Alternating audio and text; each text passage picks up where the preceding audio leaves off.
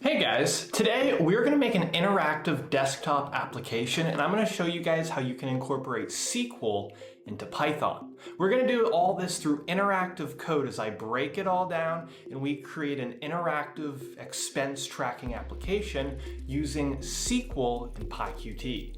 Welcome back to the channel. Welcome back guys for another episode of Code with Josh. For obvious reasons, I'm Josh and I'm stoked to have you guys here. Before I dive into today's episode, do me a favor, hit that like button and subscribe. It means the world and it really helps my channel grow. Now, today is all about SQL in Python. And I want to show you guys how we can merge these two languages together to create something really powerful. And we're going to do this in a fun manner by creating an interactive desktop application.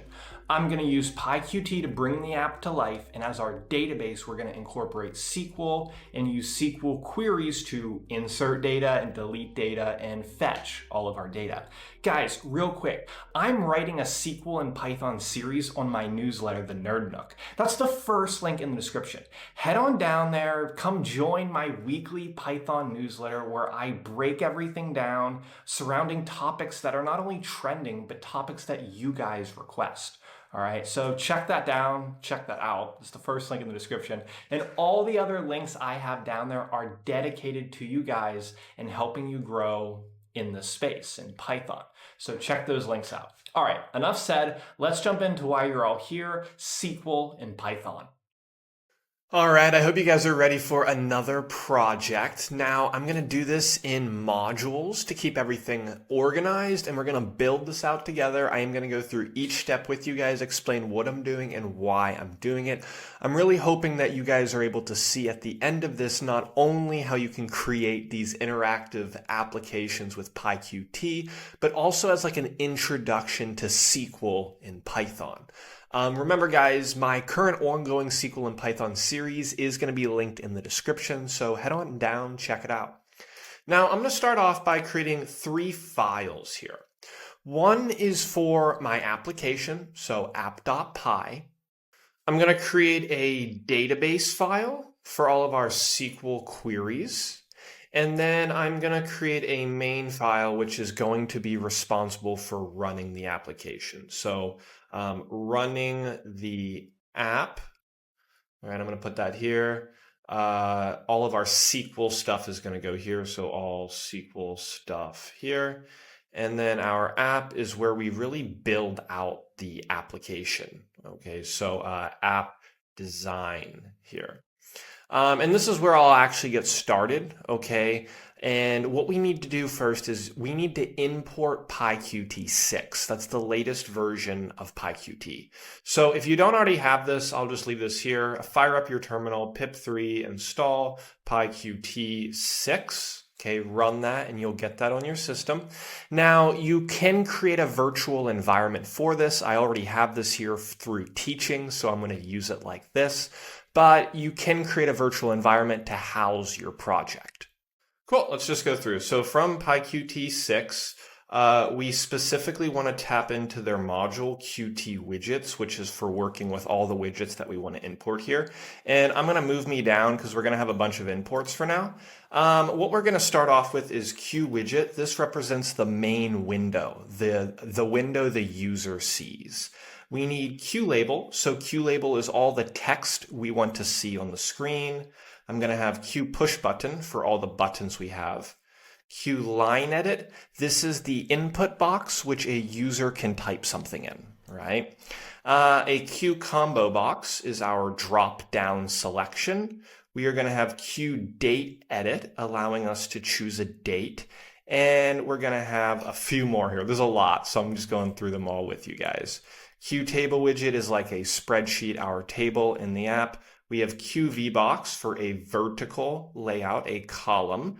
The opposite of a vertical column is a horizontal layout, right? So in PyQt, everything is held in containers. It's either going to be a row, horizontal, or a column, vertical. Great. I'm going to have a pop-up box. So QMessage box for a pop-up, if we want that. We are going to need here QTableList widget item, to add items to that. And then finally for some styling, I think they have, Q header view.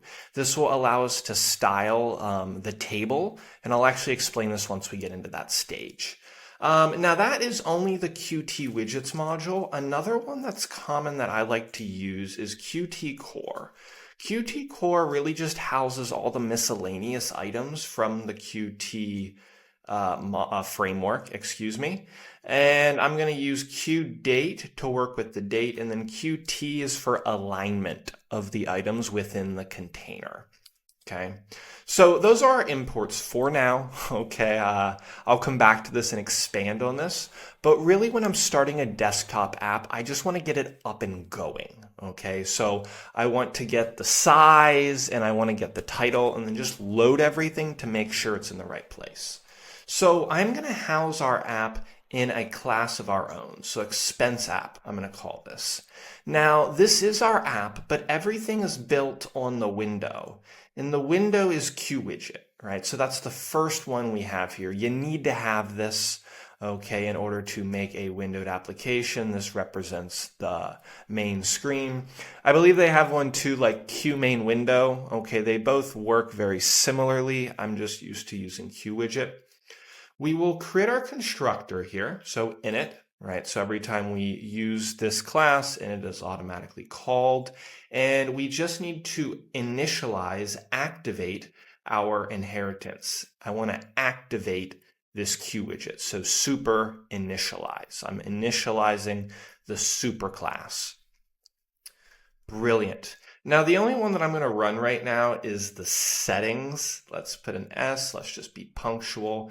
And anytime I'm referring to my app, because we're inheriting QWidget, I can refer to my app as self. Super easy, super nice. And I'm going to use here set geometry. Set geometry takes a XY. Where do you want the window to appear on your screen? So I'm just going to say 300, 300, and then it needs a width and a height. Let's say the width is going to be 550, the height is 500. I'm also going to give a window title right here. I can move me back up, right, because we're done there. And this is going to be the name of your app. So really anything you want. I'll call this expense tracker app. Okay, this method is done. It's just housing the initial settings. I'm going to make sure to call it here. Okay, so our settings, that's called. Now I want to run this. I want to see if it works. I'm going to close our database for now, not needed. I'm going to head over to our main, right? And this is where I'm going to set everything up initially, or I will soon create a database to call here as well, but we don't have that yet. I'm going to import sys for our system. And then we need to import two things from PyQt6 here. So Qt widgets again. The other one we need to build an app, this is important, is Q application. We need that to build an application. And then I am also going to use a pop-up box here for our database shortly. Now, from our app, let's import the class that we built, expense app. I'm going to mark this for us. So we have Q application. This creates the actual app itself, not the window, just the app. And then we're importing the class from our app file. Okay. So let's keep neat here. Let's make a main function, and I'm going to create an app object. If you've watched any of my other videos, okay, head on over, check those out. I like PyQt. I have a few out. This is going to look familiar. If you've worked with Flask or Django, anytime you're making an application, an app object is super common, and the values just are Q application. Inside here, to make sure it runs smoothly, we can insert this. Now, if you don't want this, you could just use square brackets. Okay, it's going to execute the same way, but I am going to use the sys module for something else here in a moment. So I'm going to actually just use that. It'll do the same task. Then we need to create a window. This is just representing our actual app itself, the one we've imported here. So anytime I refer to window, that refers to our app. In order to show the app, we can link the show method, just like that. All right. And then finally, at the end of this, we can say system exit, and we can say app.execute. I want to execute. I want to run the application. Okay, let's drop in our Python boilerplate here. And we're just about ready to actually run the app. Let's just call our main function. Okay, let's see if anything needs adjusting. Run your code. So mine appeared a little off to the left. It's cut off. I'm just going to go and I'm going to tweak that. Okay, so where is that? My X, let's take my X to 750. And then let me run that again for you guys, because every time I have this load, I want it to just appear here for us. Cool, this is perfect. So this is your canvas. Okay, you should see just a blank screen. If you're on a Windows, it's probably going to be white. I'm on a Mac, the screen's black. Okay, and the title I gave it is up here. You can adjust this, okay, and if that's not the size you want, right, just refer back. I'll actually take you over there now. Just refer back here, right? This is your width and height of the application. All right, so that's great. We have it all ready to go. All right, the next thing I like to do is my design. Right? And typically, this can be called anything. Initialize UI, init UI is what I like to call it. The first thing we need to do is I need to create an object for everything that I want to see in our application. Okay, so all the buttons, the table, everything else, I want it to pretty much be here first. So I'm just going to label for us, create all objects. We need these objects before we put them on the app screen. So we have a date, so I'm going to create one called datebox. This is just going to be equal to qDateEdit. Now, in order to get the current date, actually, I'm going to take the date box we just made, and I'm going to say, which one is it? Is it set date? It is set date. And inside set date, we imported something. Where is it? QDate right here. I'm just going to drop in QDate, and I'm going to say current date. All right, so whatever date is, every time the app loads, it's just going to automatically use that date for you. Now we need a drop-down box. This will allow the user to choose what their expense is for: transportation, rent, food, entertainment, you name it. That's just a drop-down box. Nothing needs to go inside there for now. We will populate it later. I'm going to create one called amount. This is going to be our QLine edit, so I can enter the amount that I spent. And then we could give a description for what we spent it on. So I'm going to drop that there. Okay. Now I have two buttons. I have an add button and I have a delete button. So let's create button add. This is going to be a Q push button. As a keyword argument, you can just put text here, add expense. And we will also create a button for deleting from our database and from our application. And I will just call this one delete expense. Pretty cool, right? So I have a lot of the objects, not all of them. I'm missing one really important one. I'm missing the table. So our database, we can't see the database. The SQL is done behind the scenes. But every time we add something or delete something, it's not only going to update our database, the changes need to be reflected and shown inside this table of what we can see in our application. So here we can use QTable widget. Inside here we'll say 0 and 5. Then let's take our table and let's say set horizontal header labels. I think it's labels, not items. Labels. This is going to take a list. So what do you want the column names to be across? All right. And ideally, this is going to match our database as well. So I'm going to have ID. Each task, each item, each expense will have its own ID. We're going to have the date. We can have the category. You can be creative here, right? This is just an expense app, but it's going to work for anything.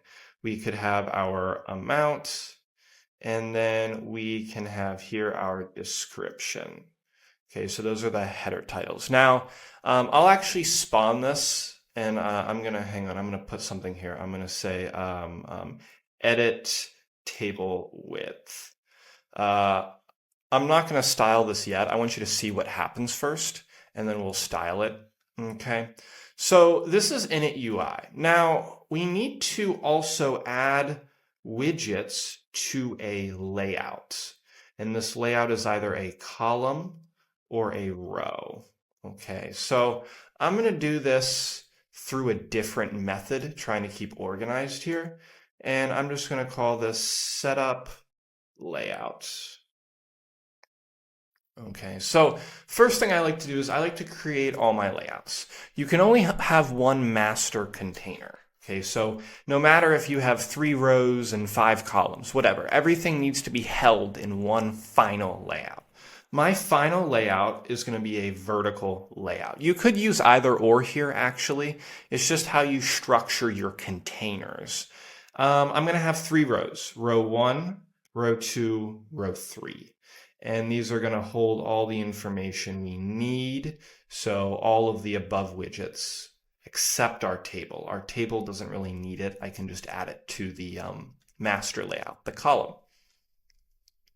So before we start with the master layout, I need to start with row 1.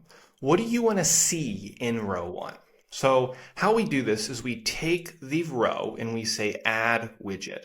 And then you just put the object from above, one of these guys, of what you want to see in that row. So in the row, I want to have a date in my drop-down option. So the first thing I'm going to do is I'm going to create text, so QLabel. And inside here, I'm going to say date. This is a class that we imported above here. I could make a widget for this. I could make an object, but it's just text. I'm not changing this text. You don't have to create one of these here for QLabel, but you could. I'm just putting in here. It's going to be shorter in the end. So this goes left to right. I have the date. We can then take and actually drop in the date box, right? I have the text. We're going to do the same thing here. So add widget. I'm going to do a QLabel, and I'm going to say category. And then we can add in our drop-down box. Drop down, just like that. Okay, so row 1 is done. Right? I'm just going to move in here. Let's do the other 2 rows. So row 2, let's take row 2, add widget. What do you want to see here in row 2? We want to see amount. So you can enter the amount. And I'm just going to copy and paste now, actually. 1, 2, 3. You can see I've actually spelled widget wrong. So let me fix that. Widget. Okay, inside here next to amount, we can say amount. This is going to be not amount, description. And then what goes here? Well, that's going to be our final description. Cool. Finally, let's just paste 2 more. Okay, and inside here, these are going to be not these. We need to use our buttons. So self.button. I'll do add for the top one, and then we'll do delete for the bottom one. Okay, cool. So everything is added in your rows. That's great. If you guys are getting value in today's video, do me a favor, hit that like button and subscribe. Now I need to add together 2 layouts. And previously I was using add widget, but if I'm putting together 2 layouts, that doesn't work anymore. So always check what you're trying to add together. Let's take our master layout and let's say add layout. I'm just going to say row 1. We're going to copy and paste this a few times, row 1, row 2. And then there's one widget I'm missing, which is the table. But the table, it doesn't need a parent. The parent is just going to be the master layout. So I'm going to say self table. Very cool. Okay, really the last thing we need here then is we just need to give the layout to the Q widget. So I'm going to say self. I want to set the final layout to become my master layout. Done. Okay. The only thing I'm going to do here to test it, okay, now this is needed. I need to give the master to the Q widget layout. Is I'm going to go up here inside, I'll close this, inside init, and I'm just going to call that method setup layout.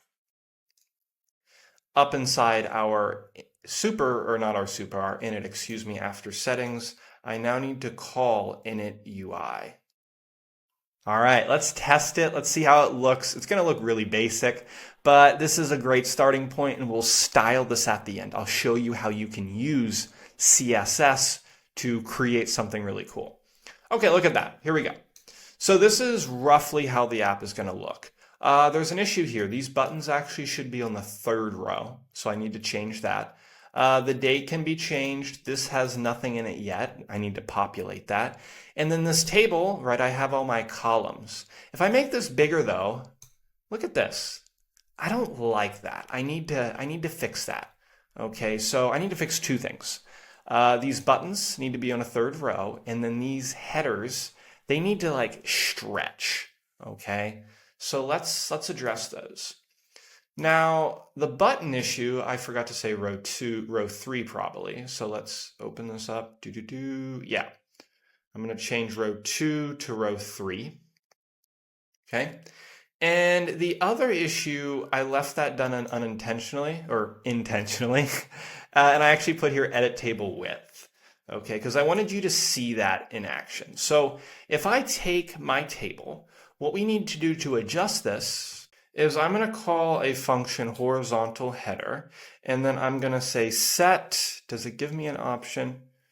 Reset section resize mode. That's the one I want. And then we imported something called QHeaderView. I'm going to say resize mode, and I want to stretch. Okay, so that's going to take care of that whole weird thing we had going on. Buttons on the row, if I make this bigger, you can see that they now match with that. That's exactly what we want. Okay, next order of business. Let's get this ready to go. This box needs to have stuff in it. And I could just do it inside of init, but I'm gonna come down here. Let's just make a method for that. Let's call this populate dropdown. Okay, and I'll make a method for this. So how this works is the QCombo box takes a list of categories. What options do you want to have in the box? Food, rent, bills, entertainment. What else are you guys into? Shopping? And maybe you could have like an other. Cool. We can then take our drop-down box, and I'm just going to say add items. So you just solved 2. There's item, that's 1. I'm giving it a list, so items. And we're going to say here categories. Just up here then, I'm just going to call that self inside init UI, populate dropdown. Okay? Give a quick check to make sure there's no errors. It's doing what it's supposed to. Cool, there we go. Food, there we go. All of our options. This is great. All right, so we are doing really good, okay? Everything is ready to go to keep building. Now, before I go back and I start programming the functionalities of the buttons, we're actually going to go into our database because I need to create a database and I need to write the queries for this, right? Our buttons are going to call these functions. So this is really where all of our SQL stuff goes. Now, because we're using PyQt 6, I can actually just tap into Qt SQL. And this just makes life so much easier. I'm going to import QSQL database, and then I'm going to import QSQL query. Do we see that? Right, here we go. Okay, very nice. And I'm going to create a method called initDB to initialize our database. Every time you open this project, you run this app, it's going to call this. If you already have a database created, it's not going to create a new one. If you're missing one, it'll automatically create one for you. So let's start off by making a database object. So database is equal to QSQL database, add database. And inside here, you need to specify the type of SQL. Because we're using Qt SQL, I'm going to say QSQLite. Where am I? There we go, QSQLite. Let's then take the database and we can set the database name to whatever we give it later. So let's do this. Name. I don't really need self. I don't have a class. Don't know why I did that. Let's just say DB name. I'll name this later. Okay. So this will be created over here, your database, and we'll name it when we actually run our app in the main file, right?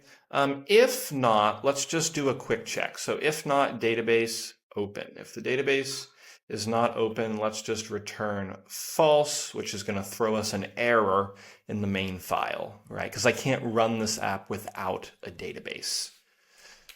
Very nice, guys. Okay, so what else do we need to initialize? Well, I need to create the table. This makes a database, but it's completely empty. There's nothing going on there. I'm going to make a query. And a query, guys, right now my SQL and Python series is going on. I'm going to link my newsletter below. Come join in. I'm taking you guys through A to Z in the SQL series, and I explain all this stuff in a lot more detail, but I hope I'm doing justice now. If you guys are getting value from this, hit that like button, drop a comment, let me know your thoughts. A query is like a request to the database. So this query object, I'm going to use the class we imported, QSQL query, and I want to take the query and I want to execute something. So a SQL query here is written in Python in a string. I have 6 quotations, 3 before, 3 after. And then you can just write pretty much standard SQL here. I want to, when I call this function initDB, I want to create a table if it doesn't exists. So create table if it doesn't exist. What do I want to call this table? Now this is not the name of your database, this is the table. I'll call this expenses. If I can spell. Okay, expenses. Okay, and then I'm going to give a set of parentheses. So my table is called expenses. Now I need to go through and I need to create each column in my table. Now these columns, one's going to be ID, and ID needs to be unique because no 2 expenses can have the same ID. This is for adding and deleting things. We want to keep something unique. So it's going to have an ID, and I'm just going to set this to an integer. I will make this the primary key, and I don't want to have to do anything, so I'm just going to say auto increment. This is going to automatically increment itself. The next one is date. Date is going to be text. We are going to have category. Category is also text. We are going to have amount. An amount is a number, a float. It's a real number. Okay, so real represents that data. And then lastly, we have is description. This is also just text. Okay, pretty cool. All right. So this is going to set up the table with these columns. All right. And these columns could be anything for you, right? But I'm just going to now return true. All right, looking good. Let's go over and test this function. Let's get a database set up. There won't be anything in it yet. That's fine. To do this, let's return to main, right? Because this is really what's going to be called is main. And inside here, after we create an app, well, first let's import. So from database, I would like to import initDB. Okay. So under my app here, let's say if not initDB. Where is it? Now, what does initDB? Take the name of your database. You can call this anything. I will call this expense, but it must end with .db for database. Okay, so that this name, it does not need to match this table, right? In fact, mine doesn't. Mine says expenses, and then in main it's expense. So it doesn't need to match, it just needs to end in DB. So if this can't be called, I want to alert the user that there's a problem. So a pop-up box. And I'm going to give them a critical error. So a pop-up critical box. This is just going to appear on the screen, so none. There's no place where it's going to appear. It's going to say error, and then it's going to say something like could not load your database. Okay, and then we want the application to exit after 1 second. Pretty cool. I'm going to run this, okay? Our app's going to appear again, that's fine. I want you to see what happens. I don't have a database yet. Now you can see one's created. Our app loads, it's created the database. You can't see anything here. Okay, there's nothing here, right? Because we can't see what's happening in that database, but it's going to be projected into our table of our application. All right, really nicely done. Guys, any questions? Drop a comment. Let me know if you do. I'd be happy to answer. I'm going to return back to database here. initdb is done. Okay, but we need one to fetch the data from the database.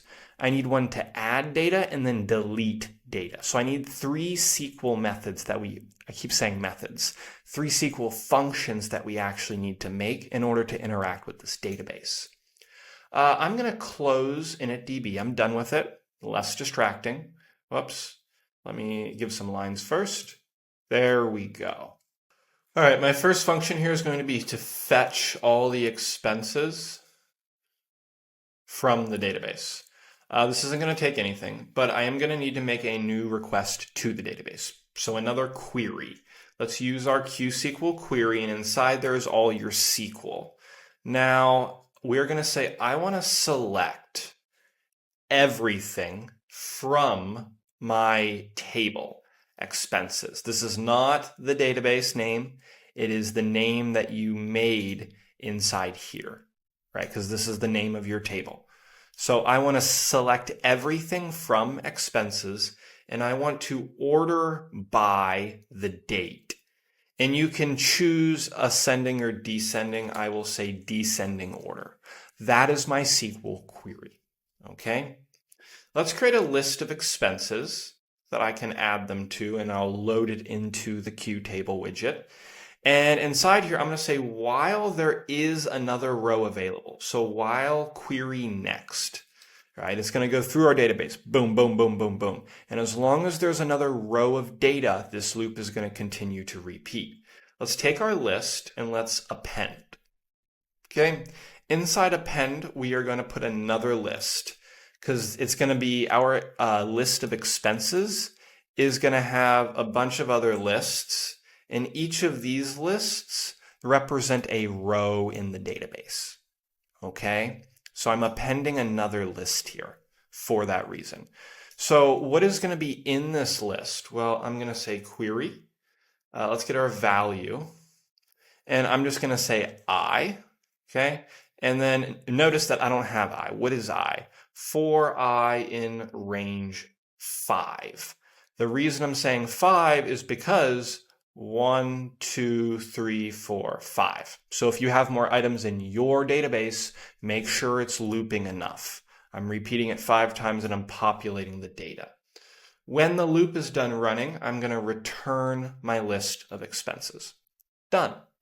Every time we load the app, every time I make a change to the database, this function is going to be called to update our table visually. Okay? Cool. Let's call one add expenses. And this needs to take all the information, really. So date, category, amount, description. So I'm going to say date, category, amount, and description. Okay, not ID. ID is automatically generated. I'm not giving it the ID. Cool. Let's make a query again. Okay, I'm going to say QSQL query. Now, this time I want to prepare something. So I need to add data. And I can't just do that here in my initial query. So I need to prepare to add data. So I'm going to take my query and we are going to say prepare. All right, so I'm going to prepare to send data off into our database. This is all SQL now. So I'm going to do again, I have a few lines here, 6 quotation marks. Now, how do we add data using SQL? Are you guys familiar with this, right? That's in my series. If not, if you have a SQL background, you probably know this. In order to add data, we are going to say insert into. Okay, what is the name of your table? Expenses is ours. And then what am I going to be adding? So I'm just going to actually copy this. It's all the same. Okay, so I'm going to be adding that. And then what are the values to those? Values. Okay, I have 4 options: date, category, amount, description. I need 4 values. Currently, I don't know. So we can substitute that with a question mark. Okay, those will be the values. So I'm preparing this query. Now with date, I need to give it the date that I'm sending to it. I need to link, I need to bind together the date, the category for our database. So I'm going to say query. I'm going to say add bind value. And I'm just going to copy this because we're going to use it 4 times. I'm going to give the date, right? That's coming from here. And 1, 2, 3, you guessed it, we are going to bind our category. We are going to bind our amounts, and then finally our description. Okay, so we're binding those to the SQL query. Now we need to run it once we're done. So when this is done, let's return and let's say query execute. I want to run my query. I want to execute my query. Done. That's it. That's us adding to our database. Guys, if there's any comments or questions, let me know. Drop a comment. I'm happy to answer. Okay, I hope you're following along well. The last thing we really need is delete expenses. It's really just one at a time. Now, how are we deleting? Okay, remember everything has its own unique ID. So I'm going to say expense ID. And this is what's going to allow us to target the item in the database and remove that based on the ID. So I'm going to make a query, QSQL query. Let's prepare a query. So query prepare. Inside here, let's say delete from name of your table, expenses, where the ID is equal to a question mark. Now, what do we need if we use a question mark? Just like we did here. These question marks need a binding value. So down here, I have one question mark. Let's take our query. Let's say add bind value, and I'm going to give it my expense ID. That's it. Once we're done, let's return. Let's execute the query. Query execute. Just like that. Done. Right? All right, so our database, the SQL stuff of it is actually done. We need to implement the functionality now within our application. Okay, so I'm gonna close database. We're done with it. I'm gonna return to our app, and let's go to the top and let's import what we need. Well, actually, let's go to main to do that. So up top here, all the functions we need from database. I would like to import, I don't need initdb here. We need fetch expenses, add expenses, and delete expenses. Whoa, no. Did I call it delete expenses? Delete, yeah, delete expenses right there. Okay, so we need these, and I'm going to call these when a button is clicked, really. Okay, so, okay, we've added those. Let's go down. I'm going to close my settings. That's not needed. Design, we're going to come back to that, so I'm going to leave that. And I want to first start off by creating a method to load our data. So load table data. Okay, this is going to take the information from our database and project it into our application. So let's call our method. So expenses equals, I want to fetch all the expenses. Remember that returns a list.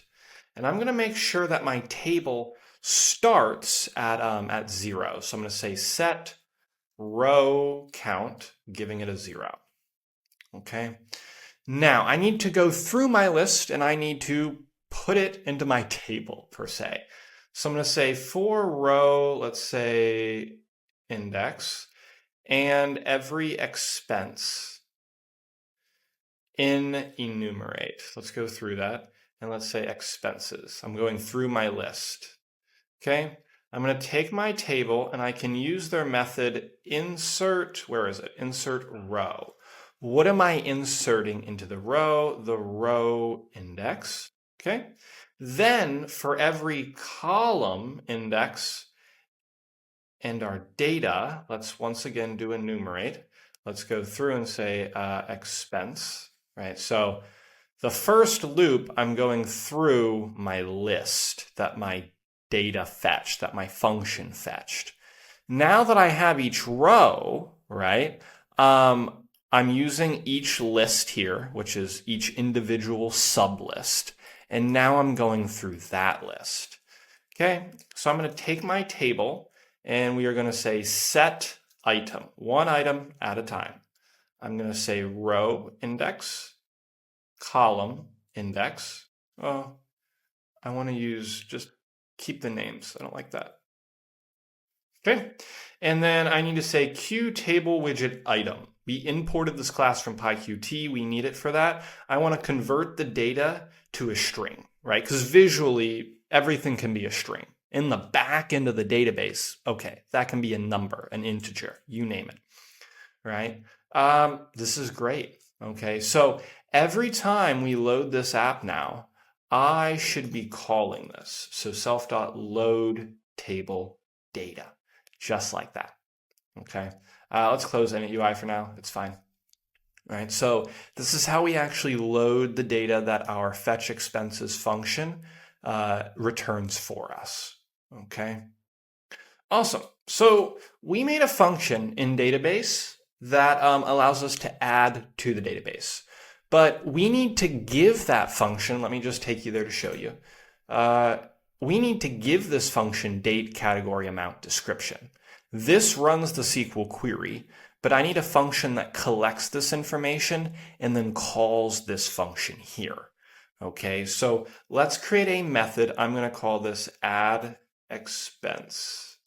That's one expense. Let me just make sure. Yeah, okay, we're good. Add expense. Self. Now, each of the objects we need. So I need a date. Nope. I need a date.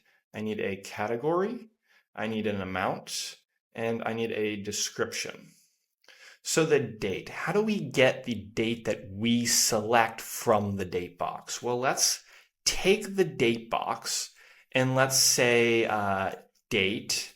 That's a function. I'm going to convert that to a string. And inside here, let's just say it's going to go in the order of year, month, day. Okay. The other ones are a bit easier. For amount, let's take our drop-down box. Did I call it? I did. I'm going to take drop-down and I'm going to say I want to get the current text that I selected from the drop-down box. Whatever you choose. Entertainment, that's the current text that's presented in the box. So category equals entertainment. Category equals food. Whatever you select. For amount, we can just say I want to get whatever text was entered in the Q line edit, because we used a Q line edit for this one. We used, oh, I turned it off. I didn't want to turn it off. I just wanted to mark that for you guys. This one, we used a Q combo box. And the last one, description, is also a Q line edit. So I can say description, text. Boom. So I've collected all the information we need. Now I'm going to do some checks real quick because I can't leave, let's say I can't leave amount empty. I can't leave description empty, right? If not amount, I need to make sure that. Or not description, okay? I don't want those to be empty. I'm going to say Q message box. Let's give the user a warning, okay? This is going to appear in our app screen. So remember to refer to the app screen, I'm going to say self. That's our Q widget. And I'm just going to call this input error. And then what's the message? We can say amount and description cannot be empty. Okay, so that's my little warning for them. And then let's just return. Okay, I don't want the program to shut down. I just want to return that. Let's do another section. Okay, let's now call our function add expenses. And I'm going to give it date, category, all the information we collected. is going to be given to it, description. Okay. So if that returns true, then I'm going to load the table again, right? So every time I add an expense, we should be calling this function because this is called anytime we make a change to the database to update our QTable widget. So if the query was executed correctly, I want to refresh the table and load the new data in my app screen. And I'm going to mark here for now clear inputs because I want to clear all the inputs every time we make an add to the database, right? Because that would stink if you had to do it. Cool. Else, I'm going to say here there was an error. So Q message box, we're going to go critical. We're going to say self. We're going to say error. And I'm just going to say like failed to add expense. Cool. That's pretty much done. Okay. Since we're here, let's just make clear inputs now so you guys can just see it in action. Let's just make a method called clear inputs. So we have, we have what? Our 4 inputs. We have date, category. I don't actually have to even put those. Let's just start with date. Self.dateBox. And you can see I forgot self. So self.dateBox. I want to set the date again back to the current date. So qdate.currentDate. Okay, let's take our drop-down box. So drop-down, let's say set current index. Let's put it back to 0. That's the first element in your list. Amount, we can just call clear because it's a text input. And description can also be called clear because it's another text input. Okay, so anytime I call this, our app is going to be refreshed, not the table, just the input boxes. Okay, so down here, if we add an expense and we update the table, let's then reset the input boxes. So clear inputs. All right, looking great. What does that leave me with? That really just leaves us with the delete functionality. So I'm going to close this. Oops. Let's give myself some space first. Now I can close it. Okay, let's say def delete expense. Okay, so how are we deleting? There's going to be no input for it. I want to be able to click on a row in the database, get the ID from the row I deleted or selected, and I want to delete that row. Okay, so wherever I click, that's what I want to use, and I want to delete that. So I'm going to create, let's say like selected row is equal to self table. What do I use for this one? Current, I think they have current row. Yeah. So current row, that's whatever I clicked on, the whole row, because I don't want to do column, just the row. If I didn't choose one, so I need to choose a row in order to call this function. So if it's -1, that means you did not choose a row from the table to delete. We need to give the user, you guessed it, a friendly warning. I'm going to say, uh-oh.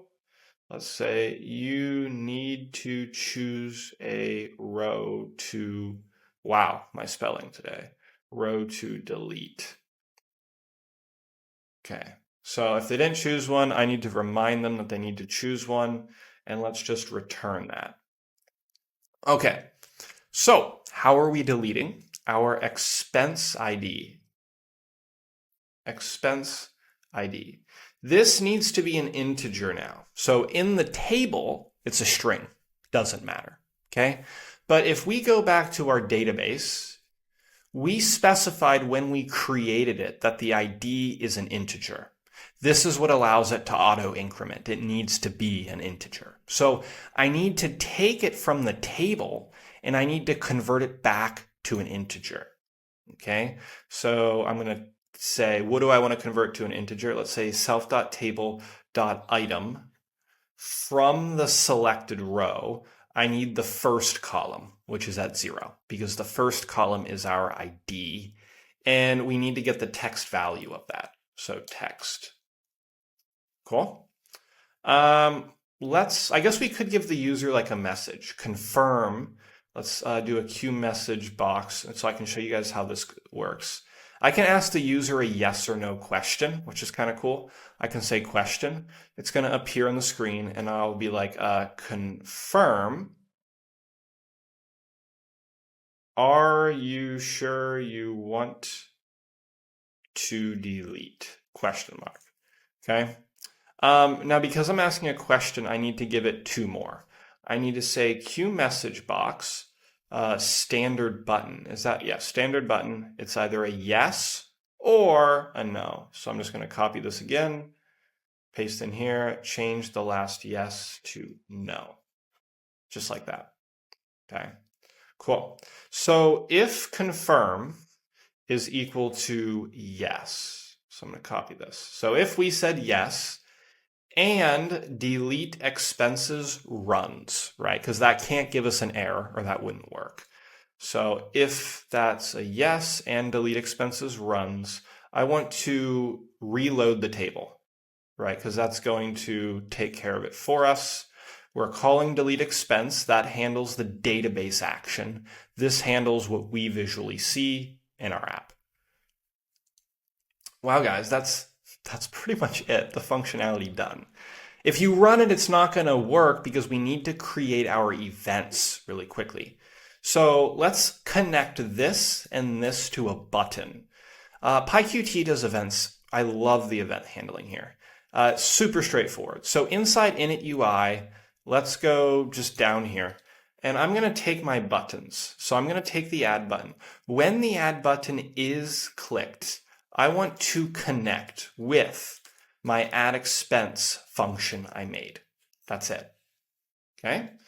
When the delete button is clicked, we want to connect with our delete expense function that we made.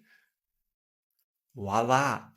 It's time to really test this, right? So I'm going to close this down, get everything neat.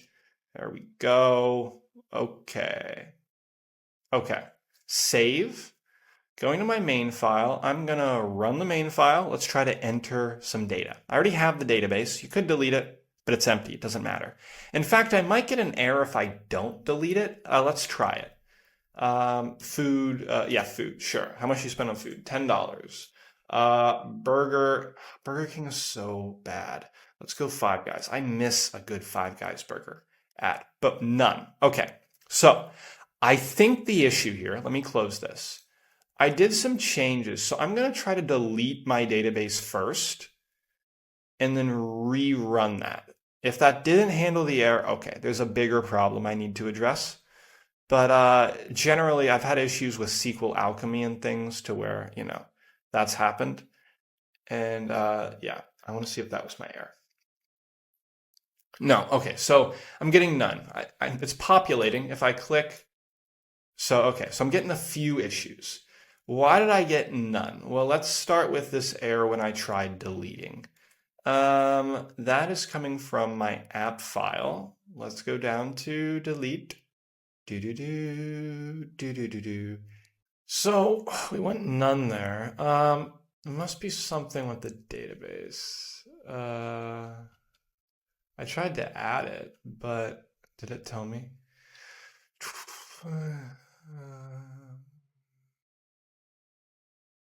Oh, here we go.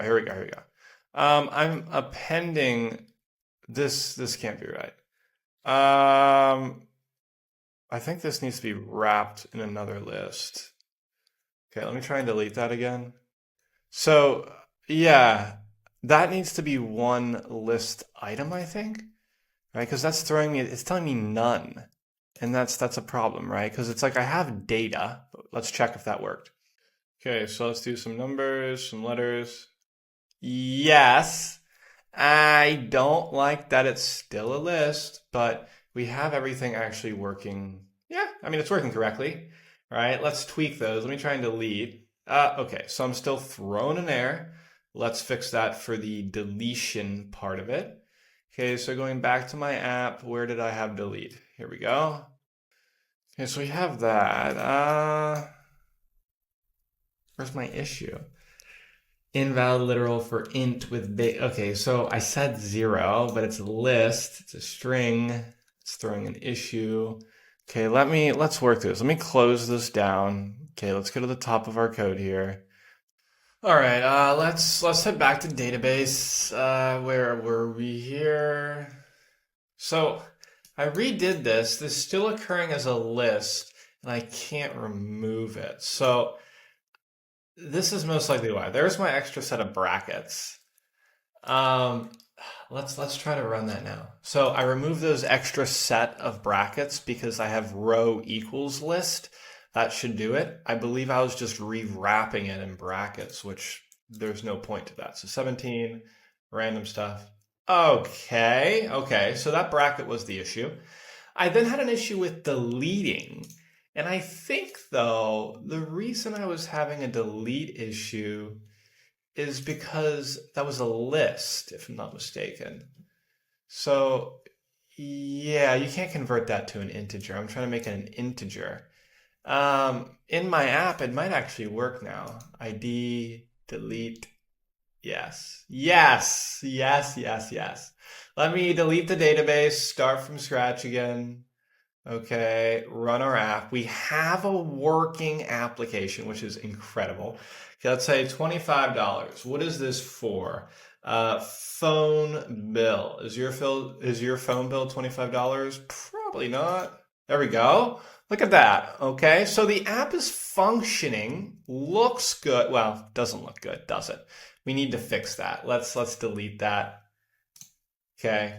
Let me show you guys how you can add CSS styling to this, and we can actually target each widget individually. This is really cool. So if you've ever worked with CSS, you're off to a good start. Okay, we don't actually have to do a whole lot here. Let me just close down everything. It's really not needed.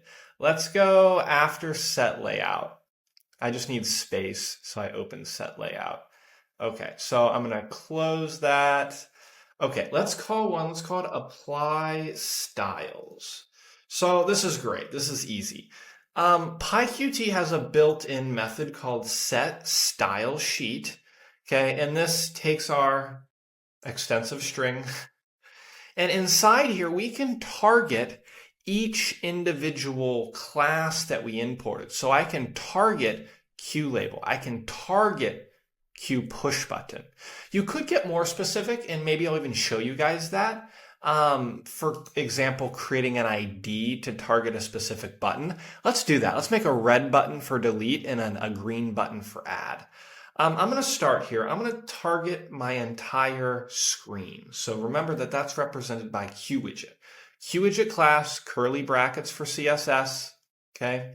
And then inside here, I can just type all my normal CSS. So background color, I'm going to give it, I already have this color here. Okay, we can do a font family, right? So pretty much all your normal standard stuff is going to work here. And even the hover effects, everything, which is really cool. I'm going to go through here and I'm going to jot out some styles. Color of the text, let's say a bit darker. Okay, so our Q widget, the window's styled, but each element within is still not. So all of our QLabel text, let's make the font size a bit bigger. Let's say our color, I have a color here I'm going to drop in. Okay, a bit of a bluish gray. Font weight, we could even make this pop. And then let's make sure everything has a little bit of padding. I like padding. Padding's good. Okay, cool. Whoops, sorry about that. QLabel is done. And just to show you guys how this is looking, right, and how these styles do take effect, I'm going to run this to show us. Cool. So, okay, well, I'm going to run it. I'm going to see why it's not working. This method, apply styles, I need to call it inside init UI. Let's just go down here. Let's go right here and let's say self.apply styles. Okay, let's go back, trash my terminal, rerun it. You got to call the method for it to work. There we go. Okay, so I mean, you can start to see things taking form. These input boxes need to be changed, the buttons need to be changed, and so does the table, right? But my font is taking effect. So this is good. This is really good. Back into our app, everything where we collect information, I'm going to target them all. So I'll say Q line edit, Q combo box, and our Q date edit. Let's target all those. Let's say a background color of white.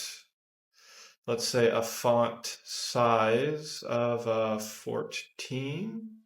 Say the text color is that gray color that I like. Let's give them all a border, so a 1 pixel solid border, and I'll drop in a color here.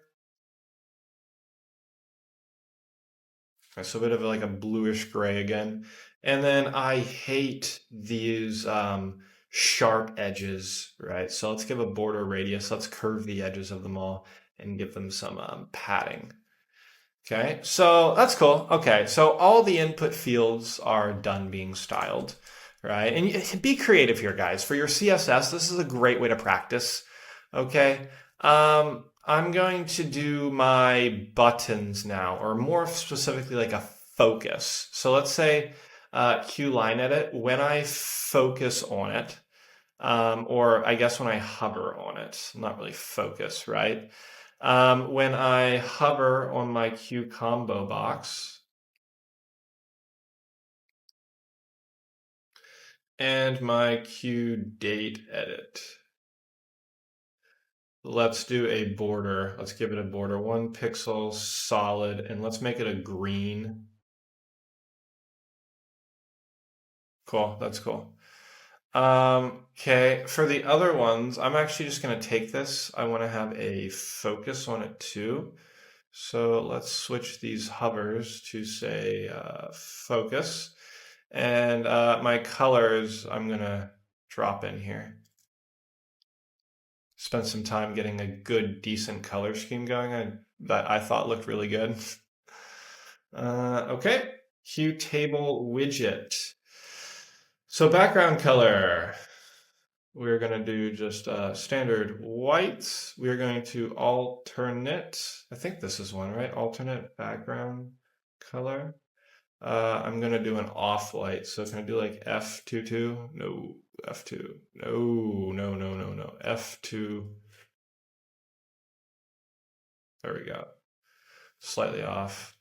Grid line. So I want to be able to see between the boxes. So grid line color is going to be a gray.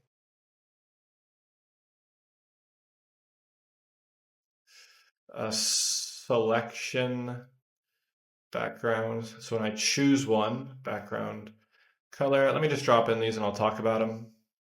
Okay, so, oh, I think this should be a 1. Okay. Yeah, the grid, I want to see a grid to be able to tell the difference between the items. Okay. Very cool. We have a lot of other stylings here, don't we? Okay, let's take a look at how this looks. Okie dokie. Oh, they're curved, which I like. There we go. That gray box too. Okay, so this is looking all right. Going back to our styles. So guys, this kind of, I'll let you guys experiment with this. I'm going to just drop in my other styling because I've spent a lot of time styling this. The code repo is below for you to check out. And then my monthly Python project where I broke this down, this also includes that. Let me drop these in and I will talk to you about how to change the colors of the buttons to target specific ones. Okay, so I've dropped in all the remaining styles that I have. Let's take a look at the final product. I'll teach you how to switch the buttons real quick, and then your project will be done.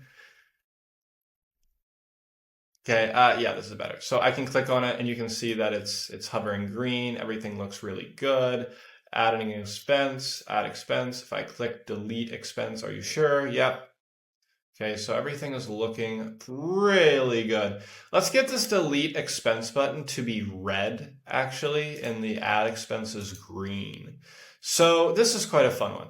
I'm gonna go up here, actually, After I made the delete button, in order to give an ID for a CSS here, I'm gonna take my delete button, and I'm gonna say set object name. And then give it a name. This is the ID. So I'll say btn delete. Okay. When we return to our CSS, I can use this as an ID now. So if I go down here, let's keep the buttons together. So here's the buttons. Okay, I'm just going to kind of jump in here where I have the buttons. So I'm going to say here, hashtag btn delete. Oh, did I do underscore or hyphen? I did underscore. So, okay. So button delete. There we are. So I'm targeting that button. Let's now, I'm just gonna honestly, I'm gonna take all these stylings and I will just apply them to the delete button. So let me do this. Command, let's delete those. Okay, and then the color, oh geez, what's a red? Okay, I found the red. Let's drop that in. When it's on hover, I'll switch these around. So if it's on hover, does that change it much? No.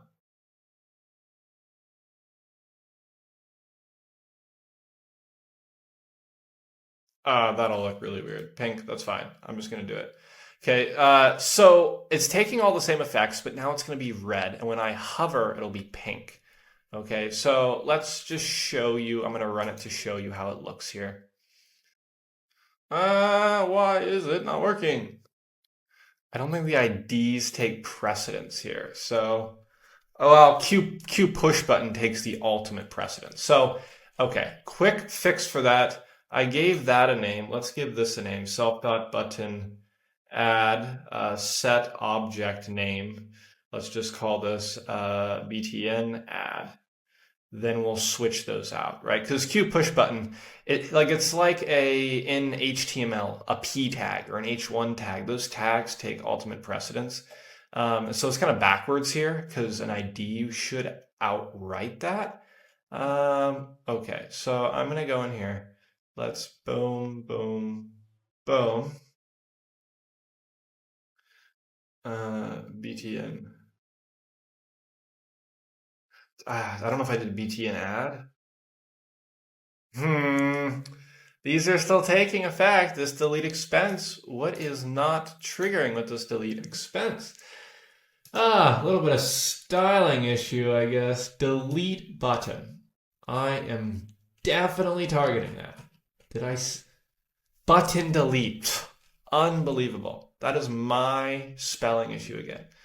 Okay, so all of these are button delete, not delete button. Voila. Okay, there we go. So I hover and you can see that they're different colors now. And that's how you can target with an ID in PyQt within our CSS. Well, there you have it, guys, our interactive expense tracker app. If you guys got value in today's episode, help me out, hit that like button and subscribe. And drop me a comment, let me know your thoughts. Did you have any struggles implementing SQL and Python? And remember, my SQL and Python newsletter, well, it's not even just that, it's a Python newsletter where I write weekly content. This is the first link in the description. Head on down there where I do have an ongoing SQL and Python series and come in and join in on the fun. Well, guys, that's all for this week's episode of Code with Josh. Until next time, I'll see you then.